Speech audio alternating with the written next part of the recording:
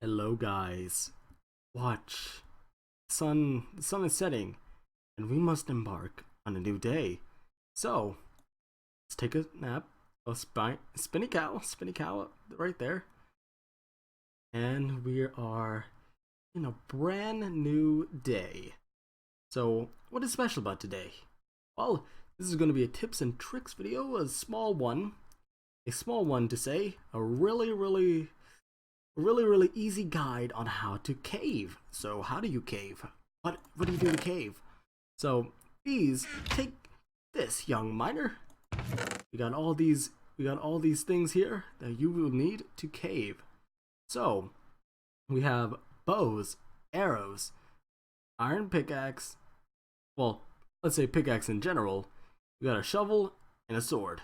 So you usually take the bow, take the arrows, take the picks. You can bring as many picks as you want. Take our little sword, and here we go. Let's put the arrows into our inventory here. So yeah, that's what we need. Now, if you are more hardcore, easy tips. You should just bring these enchantments here. So you can get Infinity 1 power, anything power. You got one arrow because you don't want to bring any. If you tag any skeletons, you'll just accumulate arrows, and that will go towards your 64 arrow stack if you're using a regular bow. So you got an unbreaking shovel. You don't need efficiency on any of these tools. You got a sharpness sword if you're really hardcore into caving, and you got a fortune one, any fortune, preferably fortune 3. And we got silk touch 1 and unbreaking 3 iron pickaxe for your mining. You do not want to use these unless you have a good supply. And plus, all of these can be combined with unbreaking. So we have all the enchantments up here that I have used on the tools here. And I myself like to bring a couple pickaxes more if I don't have any enchanted tools. I'll still bring that many pickaxes. So this is just a fine little room here. Let's go down to our safety first. So what can we get in our safety first chest? And we need some armor. So we got some armor right here. You should get the full set of armor if you can. Do not make leather armor at your first try because leather can be used for many other things later. So we got iron helmet, iron boots, iron leggings, and iron chest plate. Let's take those things and then let's grab a shield. A shield is new in 1.9. So all you have to do is right click on your inventory, and you will click into the spots for your armor. I will not do that because it will just duplicate them in my inventory here, and we don't want that. So now we got feather falling 4, and we got the upgrades here. We got feather falling 4 on your iron boots in case you try to dig into something and you don't hold shift or you fall off. Feather falling 4 right there, and you might survive the fall. And you got protection 4. You can use protection 4 at any time. You got blast protection 4, fire protection 4, and projectile protection 4. You can combine all of these together if you want. You can't combine them on the same armor piece, but you can combine them in your whole set together.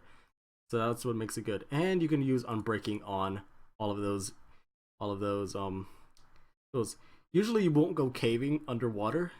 Unless you will use respiration and aqua affinity in order on your helmet to make it more to sustain your life a lot better.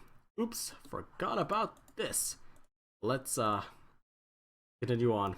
So necessities perhaps, and these are what you mostly need for caving. So we got a water bucket in case you run into any lava. We got some torches, and usually you have enough coal laying around for torches, so you don't just run into a cave blindly looking for coal at the start. So this is a great necessity here. Got some dirt. Now if your cave is a ravine or anything like that, you can just dig down, but how are you going to get out? You don't want that. You really don't want that cobble or whatever you have in your inventory to go out of waste. So you just go out your way, get some dirt. Usually a ravine is not half the height of the world that you go on. So right now it's about 73, so 32 blocks down would actually be about like 40, and that would be a great way to accommodate. So we got some steak. Got some steak. Let me order these in terms of saturation. Now, what do you think about saturation? So we have mutton, chicken, baked potato, and then golden carrots. In saturation, this side has the most saturation over here. Golden carrots. Golden carrots have the most saturation. You would want to bring that if you have a gold farm or anything. Steaks are the next best thing. It keeps your saturation keeps your hunger full, so you don't have to eat as often as you would normally. And then we go to the cooked pork shop, eat all those porks, and get some cooked mutton, cooked chicken, and then baked potatoes at the last. Any other foodstuffs may not be good enough to go for a long caving trip, so I just chose what was good enough. Let's take a golden carrot, and if you want to upgrade to the necessities part, you take a ender chest and make sure that it's empty. You don't want a full ender chest, because unless you're playing on a server with griefers or anything like that can just take your items in any way, you can bring an ender chest. An ender chest is another storage pouch. So, but if you want to bring an ender chest, you'd have to bring a silk touch pick of the diamond level, and I do not have that. I do not have that ready in order for this. I am ill prepared. So let's go out into the world that we live in. So here's the thing you want to do. This is 1.9. You always have your food right here, right? In the case of caving, you can just put your food by pressing F to your sidebar. But if it's caving, if you want to go deeper, you can just put your torches on your sidebar by pressing F, and you'll be able to place down your torches with a right click. None of your other tools, except for your bow, has a right click function, so you will not be able to administer the right click. So your offhand will actually do the right click. So this is how it looks like in a cave. I can't block that off, but yes, I can. You can just, if you ever run into a situation like this, you can just pour water into the hole. But if you make it into an infinite spring, it might not be a good idea. So you see, ore spawns like this. So it spawns more or less in a diagonal pattern. It usually spawns like a diagonal. So you see, it went diagonally down, and that's a way that it goes. So here we go. We're mining up our ore right here. It is a big ore vein. You could find big ore veins like these when you go caving. So let me lay out how these things go.